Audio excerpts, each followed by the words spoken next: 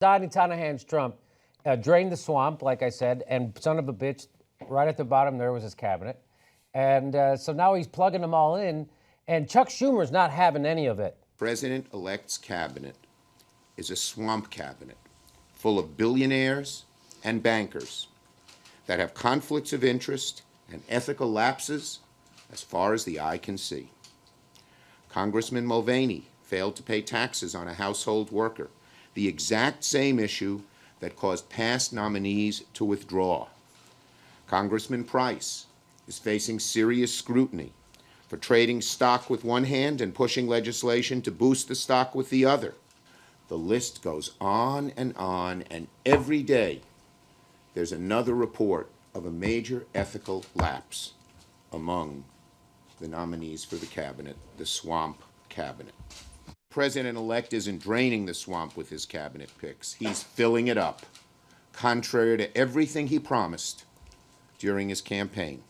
He sounds so pissed off. I bet that Chuck Schumer's really going to give it to the Donnie Tanahan's cabinet. Not a single Democrat has voted against all of Trump's nominees, even though the party's base is calling for them to do just that. And there isn't a uniform strategy amongst the Senate Democrats either. Some, like Brian Schatz, Democratic of Hawaii, and Tim Kaine, have voted in favor of all of Trump's nominees that have come to the Senate floor, while Kirsten Gillibrand has voted all but one, Nikki Haley. So wait, there's even more. Here's the 14 Democrats who voted yes for every frickin' nominee. Isn't that 14 Democrats in the Senate? And look, I don't know if you look who's second from the right up on the top line. Tim frickin' Kaine. There's your resistance. That's the guy who was vice president, supposed to be our vice president. He's okay with every goddamn person Trump puts out there. So somehow I'm the jagoff because I wouldn't vote for him.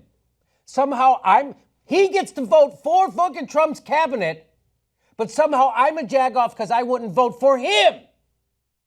I think if you voted for him, you must feel like a chump.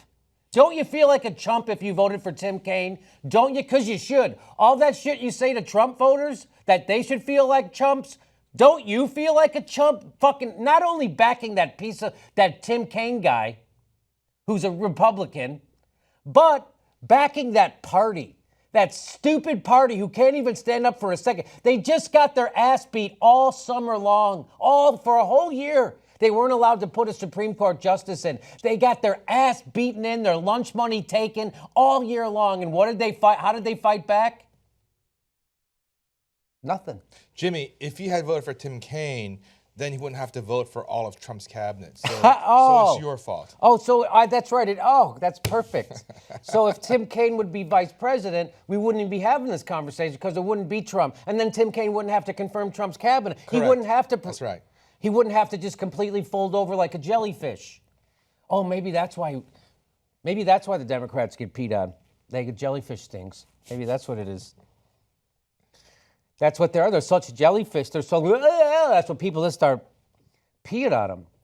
It's truly remarkable to me that the so-called resistance. This is the resistance. This is so bad. But we're somehow, Steve, you and I and Jill Stein are the problem. We're the problem, not these guys. And people tell me that I still got to shut up.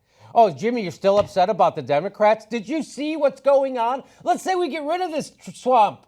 You're going to put him in with Tim Kaine? You're going to have him be in there? A guy who's pro-right to work, pro-TP, pro-fracking? The DNC, after the biggest ass-whooping in history, after getting wiped out from coast to coast in state houses, in the Congress, in the Senate, in the White House, wiped out, they still don't know if they should take corporate money or not. They're like, well, you can't go to a knife fight with a spoon. Well, you went to a knife fight with a tank and got your ass kicked. Hillary outspent Donald Trump Tanahan's 2-1, and you guys got your ass kicked. You guys are wiped out with your knives. Anyway, so go ahead. Yeah, so my point is, it's so disingenuous of these guys to stand up there and grandstand and pretend that they're against anything that Trump or his cabinet does, and then they just vote for him.